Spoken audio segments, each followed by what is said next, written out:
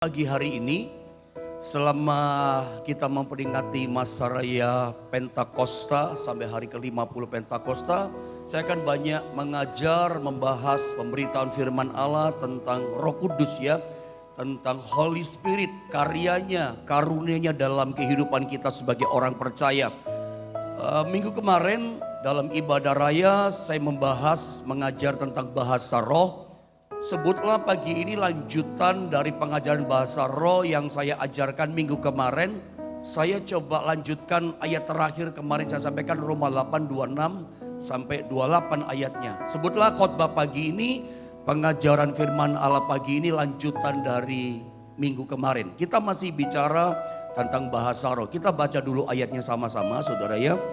Roma pasal yang ke-8 ayat 26 sampai ayat 28. Ada 3 ayat. Mari masing-masing kita baca 1 ayat saudara ya. Saya membaca ayat yang ke-26, saudara 27, nanti 28-nya sama-sama ya. Roma 8 ayat 26 begini kata firman Allah. Demikian juga roh membantu kita dalam kelemahan kita. Sebab kita tidak tahu bagaimana sebenarnya harus berdoa, tetapi roh sendiri berdoa untuk kita kepada Allah dengan keluhan-keluhan yang tidak terucapkan. 27 teruskan saudara. Dan Allah yang menyelidiki hati nurani mengetahui maksud roh itu, yaitu bahwa ia sesuai dengan kehendak Allah berdoa untuk orang-orang kudus. 28 mari sama-sama kita membacanya 1, 2, dan 3.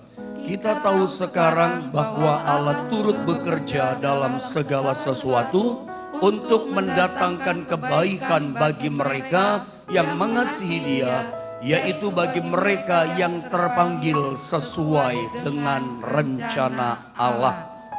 Minggu kemarin dalam pengajaran firman Allah kepada jemaat, kepada saudara saya ajarkan bahwa memang ketika kita mengucapkan bahasa roh, orang-orang percaya kepada Tuhan, hamba-hamba Tuhan kita semua, ketika kita berbahasa roh, berbahasa lidah, mengucapkan bahasa roh, kita memang tidak mengerti, kita memang tidak tahu arti kata-kata yang kita ucapkan.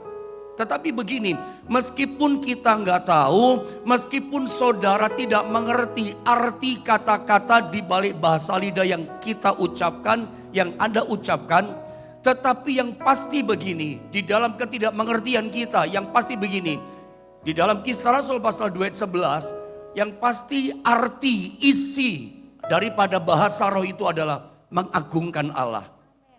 Kita memang tidak mengerti ya bahasa lidah yang kita ucapkan. Tetapi yang pasti saya mau tegaskan, Kisah Rasul pasal 2 ayat 11, bahasa yang kita nggak tahu artinya itu ternyata mengagungkan Allah. Atau kalau Anda mau lebih jelas boleh saya ulang sedikit, maksudnya saya baca sedikit ini ayat, langsung saya potong, menukik pada inti masalah. Nanti Anda boleh baca secara lengkap Kisah Rasul pasal 2 ayat 1 sampai 11. Kenapa sih saya harus bahas bahasa roh? Karena ini kan jarang dibahas gini masalahnya. Di gereja-gereja jarang diajarkan bahasa roh. Saya suka bersaksi kepada saudara terutama jemaat di Jombang. Salah satu karunia pemberian Roh Kudus yang paling saya cintai dalam hidup saya itu adalah bahasa roh. Makanya setiap hari saya itu paling banyak berbahasa roh dalam kehidupan saya. Bangun pagi, bangun tidur, saya udah berbahasa roh. Di tempat tidur saya berbahasa roh, begitu bangun saya belum turun kaki saya belum sikat gigi melangkah, saya berbahasa roh dulu. Lidah saya bawa dulu sama Tuhan. Saya ulang, ketika saya mengerti rahasia firman ini, maka salah satu karunia roh yang saya paling cinta, saya paling hargai itu adalah bahasa roh. Walaupun saya tahu bahasa roh itu bukan karunia pemberian Roh Kudus yang terbesar. Yang terbesar Alkitab katakan adalah kasih. Tetapi meskipun bukan yang terbesar, bagi saya karunia Roh Kudus yang namanya bahasa roh bisa jadi itu yang terpenting. Makanya pada waktu Pentakosta di loteng Yerusalem, karunia roh Allah ketika diberikan itu bekerja dalam bahasa roh, ciri tanda yang pertama. Mungkin saya nggak bahas itu membuka bekerjanya karunia-karunia roh yang lain. Ya, kita bahas skop yang ini saja saudara ya. Bahasa roh meskipun kita nggak ngerti artinya pada waktu kita mengucapkannya. Tapi yang pasti bahasa roh itu isinya adalah mengagungkan Allah. Atau saya baca saja ya, Kisah Rasul pasal 2 ayatnya yang ke-11 supaya kita memahami ini. Kisah 2 ayat 11. Baik orang Yahudi dikatakan maupun penganut agama Yahudi, orang Kreta dan orang Arab, kita mendengar mereka berkata-kata dalam bahasa kita sendiri. 120 orang termasuk para rasul berbahasa roh saat itu. Dan tidak ada orang mengerti bahasa roh. Di masa itu karunia ini belum diberikan, belum ada. Pentakosta itulah muncul karunia yang baru namanya bahasa roh. Nanti muncul yang ke-9, karunia mengartikan bahasa roh. Karunia yang ke-8 dan ke-9 itu baru diberikan pada waktu Pentakosta. Kenapa diberikan karunia baru yang namanya bahasa roh? Kenapa bukan karunia mujizat? Makanya saya katakan ini luar biasa. Bukan kebetulan, bukan tanpa tujuan ketika Pentakosta Tuhan memberikan karunia yang baru. Berikan karunia bahasa roh kepada gereja Tuhan. Gunanya sangat besar. Kalau saya menangkap ini menjadi unlock, kunci pembuka untuk karunia Roh Kudus yang lain bekerja dengan luar biasa. Karunia kesembuhan terjadi, karunia iman dinyatakan, karunia nubuat itu akan bekerja pada gereja Tuhan. Bagi saya begini kalau saya mengajar, kuncinya adalah berbahasa roh. Meskipun kita nggak ngerti, dari ayat ini saya ulang sekali lagi. Ketika orang-orang yang ada di bawah lautan Yerusalem, mereka berkata ini, kok mereka berbahasa begitu? Di ayat 13, mereka mabuk oleh anggur. Karena mereka tidak ngerti, seolah-olah ngomong bahasa apa ini. Gak bisa diartikan, ngomong apa ini, ngawur ini. Saudara perhatikan, ternyata isinya adalah ini. Saya baca ulang sekali lagi, tolong munculkan ayatnya supaya Anda menangkap sesuatu. Kadang kita perlu baca 2 kali supaya lancap saudara ya. Jangan bosan baca ayat firman Allah. Baik orang Yahudi maupun penganut agama Yahudi, orang Kreta dan orang Arab, kita mendengar mereka berkata-kata dalam bahasa kita sendiri. Ini penjelasannya sebetulnya dalam, tapi nggak mungkin saya jelaskan terlalu lama. Tentang, perhatikan inti bahasa roh yang diucapkan para rasul. Ya, tentang perbuatan-perbuatan besar yang dilakukan oleh Allah. Jadi ternyata di balik bahasa roh, bahasa yang kita ucapkan yang kita nggak tahu, yang pasti isinya adalah pengagungan kepada Tuhan. Isinya adalah menceritakan, mengatakan perbuatan-perbuatan Allah yang besar, saudara. Dan ini menarik. Makanya saya katakan ini yang membuat saya cinta dengan bahasa roh. Tiap hari berbahasa roh. Dan saya memang harus mengajarkan pagi ini bahasa roh kepada saudara. Walaupun maafkan saya berkata maafkan saudara ya. Nggak semua pendeta memang berbahasa roh. Makanya kadang-kadang tidak mengajarkan bahasa roh. Nah saya berkepentingan untuk melepaskan ini kepada saudara. Kenapa sih orang tidak berbahasa roh? Tidak diberikan bahasa roh karena dia tidak meminta. Kenapa dia tidak meminta bahasa roh? Karena dia tidak mengerti gunanya bahasa roh. Nah ini masalahnya. Pagi ini saya bicara gunanya bahasa roh. Ya, kenapa orang gak berbahasa roh? Gak minta dia. Tugas saya sebagai hamba Tuhan, tugas saya terpanggil gitu ya. Untuk menginspirasi saudara, untuk saudara menerima bahasa roh dan ngerti gunanya bahasa roh. Karena ada banyak orang mungkin puluhan tahun yang lalu ketika Pentakosta dia berdoa, dia terima bahasa roh diberikan sama Tuhan. Tapi dia gak pernah pakai bahasa roh yang Tuhan beri. Dia tidak pernah menggunakan bahasa roh yang Tuhan beri. Kenapa? Gak ngerti gunanya. Makanya gak pakai saudara mengatakan bahasa roh itu butuh iman, butuh ketaatan. Orang kalau gak ngerti menggunakan bahasa roh dia gak pernah pakai. Bahasa roh yang puluhan tahun yang lalu yang Tuhan pernah beri kepada dia. Cuma disimpan di lemari hatinya. Nah dipakai mengucapkan mengatakan bahasa roh. Ini versi saya kalau mengajar saudara berdasarkan ayat firman Allah tentunya. Mengucapkan bahasa roh itu butuh ketaatan, butuh iman. Sebab bahasa roh itu diberikannya bukan di otak, bukan dihafal. Diberikannya di lidah.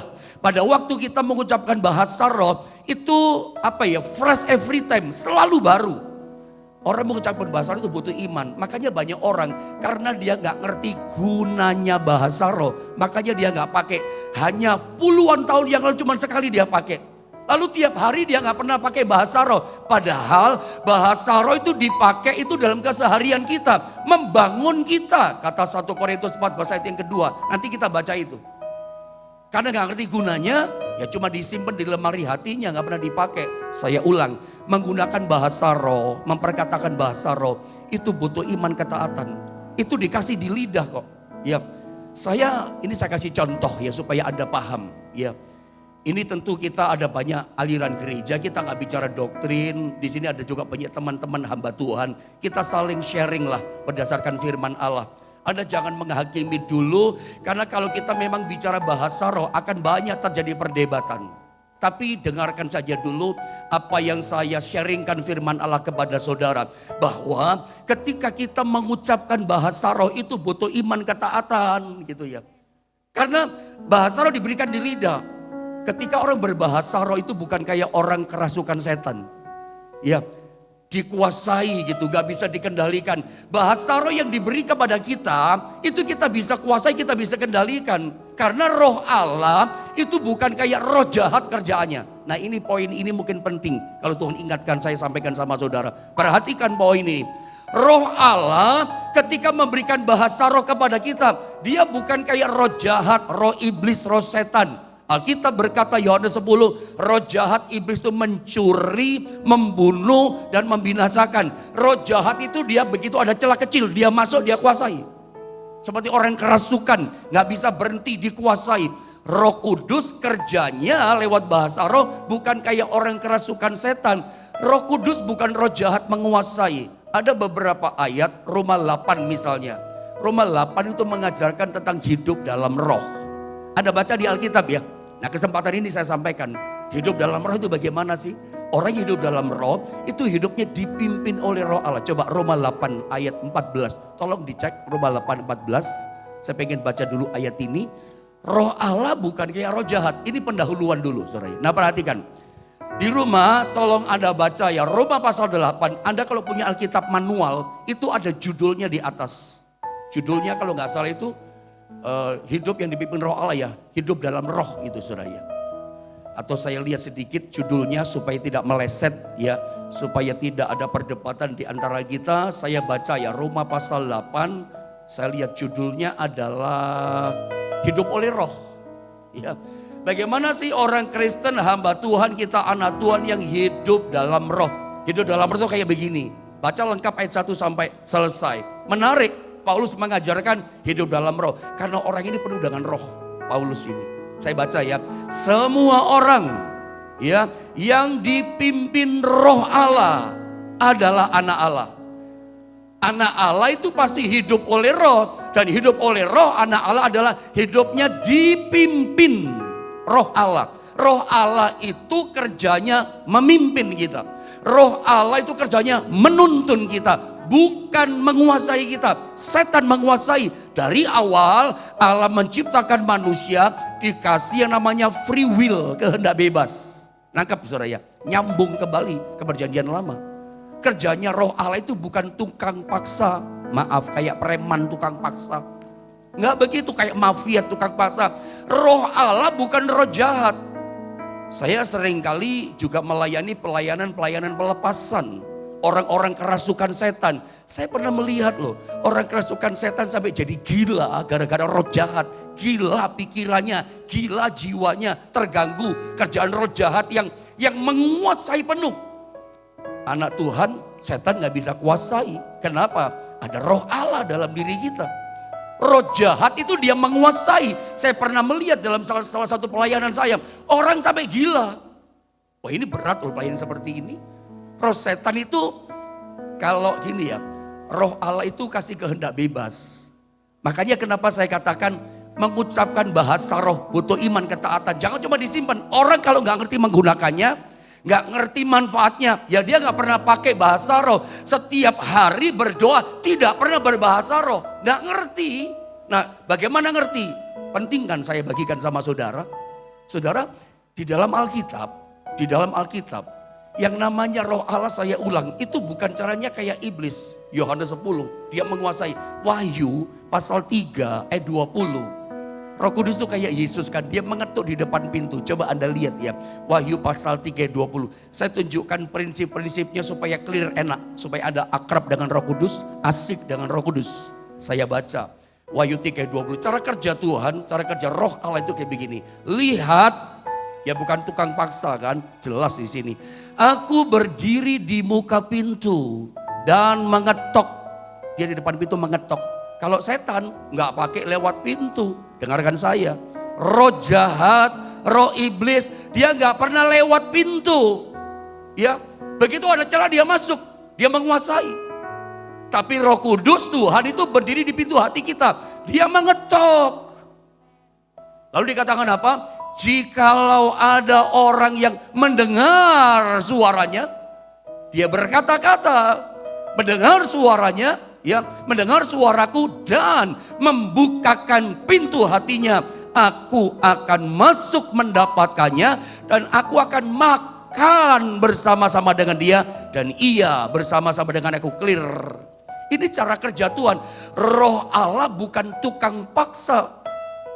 Ya, enggak begitu cara kerjanya. Ya, jadi Anda enggak usah khawatir. Oh, orang berbahasa roh, wah itu orang kerasukan, itu roh jahat. Bukan. Tapi saya juga tidak percaya, enggak yakin. Kalau orang berkatakan dia penuh Roh Kudus berbahasa roh, lalu enggak bisa berhenti. Karunia Nabi tunduk pada Nabi, kata Alkitab. Saya ulang, saya tidak yakin, saya meragukan ketika orang berbahasa roh, ternyata bahasa rohnya gak bisa berhenti terus bahasa roh. Ketika Roh Kudus kasih bahasa roh di lidah dikasihnya. Itu fresh every time, selalu baru. Saya ketika berbahasa roh, misalnya saya kasih contoh. Ya, syakatakan namanya. Ketika saya berhenti, saya ngomong bahasa Indonesia sama saudara. Horamata kasiki, bahasa roh lagi. Tapi ketika saya mau mengucapkan, saya nggak tahu ngomong apa ya gitu. Tetapi ketika mengucapkan itu mengalir, menggunakannya, saya berhenti bisa berhenti. Ngomong bahasa Indonesia lagi. Makanya saya ragu kalau orang berbahasa roh, lalu kayak orang kerasukan. Ini jangan-jangan bukan kepenuhan roh, bukan berbahasa roh, ini roh yang lain gitu ya. Karena cara kerja roh Allah bukan kayak setan. Ya. Dia makanya menggunakan bahasa roh. Ini contoh-contoh ayat buat kita supaya Anda paham. Ada banyak orang gak pernah gunakan bahasa roh, cuma disimpan saja. Padahal berguna. Saya tunjukkan guna-gunanya sama saudara ya. Manfaatnya daripada bahasa roh. Untuk kita gereja Tuhan, orang yang percaya kepada Tuhan. Mungkin dengan cepat ya, ternyata waktu berjalan. Apa kegunaan yang pertama? Bahasa roh. Apa gunanya ketika ada dan saya ini berbahasa roh? Lihat poin yang pertama. Ketika kita berbahasa roh, coba kita lihat dulu ayatnya ya, Roma 8 ayat 26. Kita mau bicara tentang kesempurnaan saudara ya.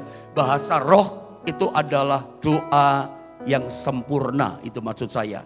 Ayat 26 sama-sama kita baca ulang sekali lagi.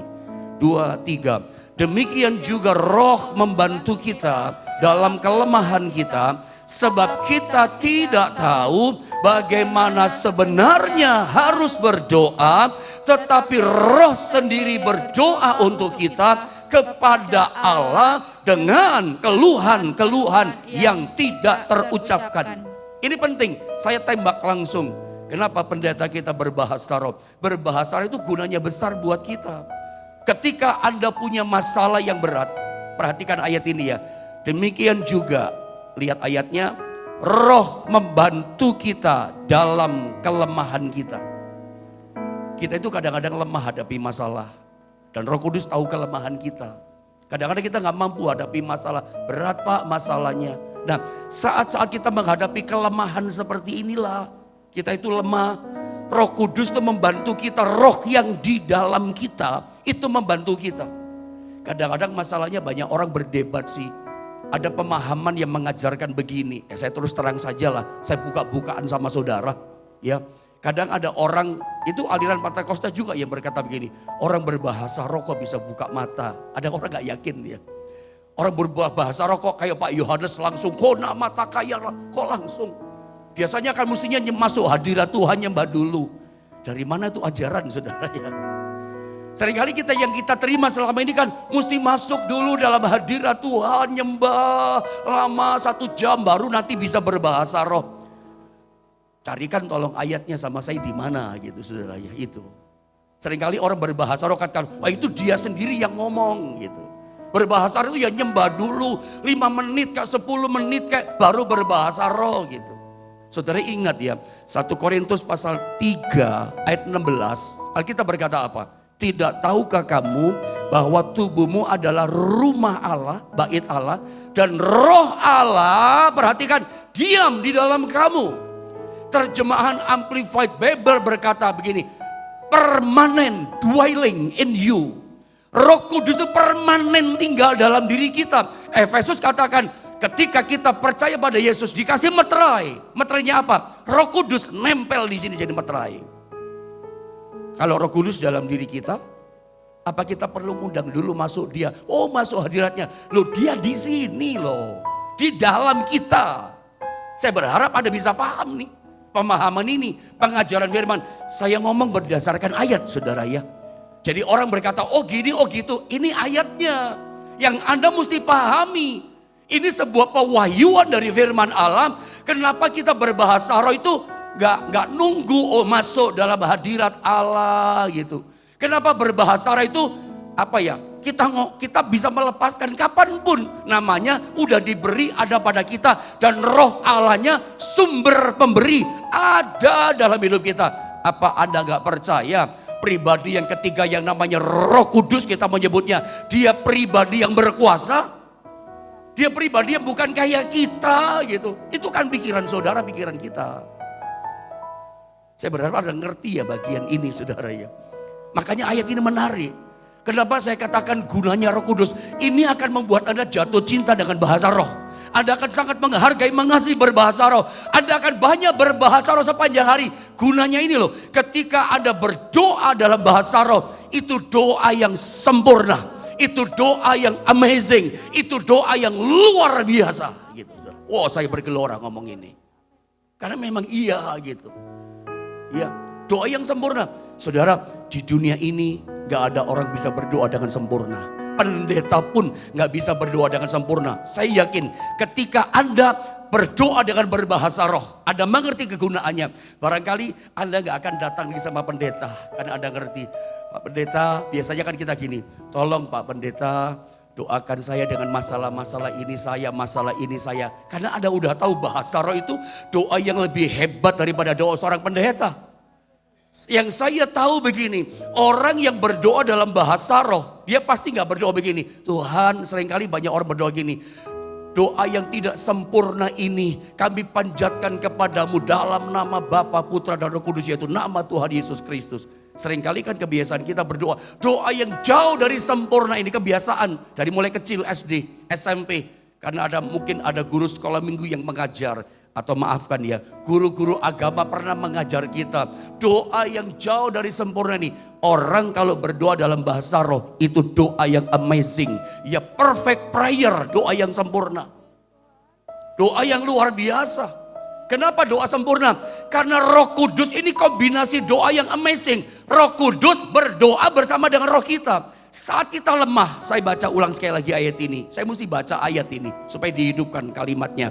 Demikian juga roh membantu kita dalam kelemahan kita. Saat kita lemah, masalah berat, kita kadang begini. Sebab kita tidak tahu bagaimana sebenarnya harus berdoa. Doa mulainya dari mana? Kalau Anda sakitnya parah, Anda udah gak punya dana lagi. Anda ekonominya bangkrut, ambruk, ada masalah ini, masalahnya bukan satu. Bingung ya. Aduh mulai dari mana? Anda difitnah orang gitu ya. Anda mau ngamuk sama orang bingung juga mau dari mana. Nah di saat inilah Anda berdoa dalam bahasa roh, doa yang sempurna. Dikatakan begini, Roh Kudus ya kita tidak tahu bagaimana sebenarnya harus berdoa. Tetapi rohnya huruf besar. Itu Roh Kudus sendiri. Ini luar biasa. Berdoa untuk kita kepada Allah dikatakan dengan keluhan-keluhan yang tak terucapkan. Sampai kalau toh kita mengeluh maunya. Karena Roh Kudus dengan bahasa roh di lidah kita, itu keluhannya sempurna. Kita mungkin mau ngomel, aduh Tuhan berat maunya, kenara mata kasih. Padahal isi bahasa roh itu kan pengagungan. Kita gak ngerti ya, saya katakan minggu kemarin, itu bahasa roh itu kalau diartikan maknanya, lebih indah dari semua lagu-lagu rohani. Bisa gak laku tuh lagu pujian rohani. Karena bahasa roh itu intinya menceritakan kebesaran Tuhan, perbuatan Allah yang indah, pengagungan kepada Tuhan. Sampai keluhan kita pun rasanya berat hidup ini. Itu sempurna karena Bapa melihat roh ini yang berdoa untuk kita. Lewat keluhan-keluhan tadi, ucapan-ucapan tadi. Makanya saya katakan gak ada doa yang lebih sempurna lagi dari doa dalam bahasa roh. Karena apa? Karena ini Roh Kudus yang berdoa untuk kita. Saudara, apakah Anda percaya pribadi yang ketiga namanya kita sebut Roh Kudus. Itu pribadi yang sempurna. Pribadi yang maha kuasa. Pribadi yang tak terbatas kuasanya. Ketika kita dalam masalah, beban yang berat, ketika kita gak berdaya, oh luar biasa. Ketika saudara berdoa dalam bahasa roh, saya percaya itu doa yang paling sempurna. Itu doa yang luar biasa. Yang ujungnya ayat 28, Roma 8:28. Itu rencana Allah, itu jadi sama kita. Apa rencana Allah? Mendatangkan kebaikan. Sempurna kok doa saudara. Karena waktu, mungkin kalau Tuhan kehendaki saya lanjutkan besok di saudara. Karena waktu itu beberapa menit ini saudara ya. Mungkin saya langsung potong yang kedua saja. Walaupun masih ada beberapa hal penting di bagian yang pertama ini. Tapi intinya begini. Berdoa dalam bahasa roh itu doa yang sempurna. Karena roh Allah berdoa dengan roh kita. Dalam keluhan-keluhan yang tak terucapkan. Sampai toh kalau bebannya berat mengeluh itu pun sempurna di mata Tuhan. Karena bukan mulut kita. Memang roh Allah itu bekerjanya bahasa roh dengan perantaran ketaatan iman kita mengatakannya. Intinya begini, Anda mesti belajar berbahasa roh. Bukan berarti belajar gini, taat menggunakannya dengan iman. Roh Kudus gak boleh diajarkan bahasa roh. Anda gak boleh ikuti seseorang berbahasa roh. Itu namanya bukan karunia lagi. Namanya karunia Roh Kudus, itu pemberian daripada Roh Allah. Tapi Anda mesti belajar dengan iman dan taat menggunakan ini. Tuhan udah beri kok sama saudara. Itu gunanya luar biasa loh. Membuat doa kita sempurna. Lalu yang kedua, kita bicara kehendak Allah. Kehendak Allah itu jadi sama kita. Kapan? Ketika kita berbahasa roh. Berdoa dalam bahasa roh. Lihat ayat yang ke-27 saudara. Jadi saya potong dengan cepat ya. Ayo sama-sama kita baca di ayat yang ke-27, 1, 2, dan 3. Dan Allah yang menyelidiki hati nurani mengetahui maksud roh itu. Berarti dulu di sini. Berbahasa roh. Roh Kudus yang kasih bahasa mengucapkan. Karena roh dalam kita ya. 1 Korintus 3 ayat 16, roh dalam kita. Itu pemahamannya. Dan Allah yang menyelidiki hati nurani mengetahui maksud roh itu. Kata-kata roh itu. Karena orang berbahasa roh berkata-kata kepada Allah. 1 Korintus pasal yang ke-14 ayat 2. Ya, yaitu bahwa ia sesuai dengan kehendak Allah. Kata-katanya tadi sesuai dengan kehendak Allah berdoa untuk orang-orang kudus. Perhatikan garis bawah kata kehendak Allah. Ini amazingnya luar biasanya berbahasa roh. Yang pertama, bahasa roh itu satu-satunya doa yang perfect prayer, doa yang sempurna. Roh Allah berdoa untuk kita. Ya, kenapa? Yang kedua ini luar biasa. Doa berbahasa roh. Karena ketika kita berbahasa roh, kehendak Allah itu jadi sama kita. Kehendak Allah terwujud nyata terjadi pada kita. Kehendak Allah kepada kita itu tetap Roma 8:28. Kebaikan. Allah tidak ingin. Yeremia 29 ayat 11 katakan, rencana Allah buat kita hari depan yang baik yang penuh dengan pengharapan. Rencana Allah pegang ya, damai sejahtera, bukan kecelakaan. Rancangan Allah adalah hari depan yang penuh dengan harapan. Yang terbaik Tuhan kasih. Nah, supaya rencananya, kehendaknya Allah jadi sama kita.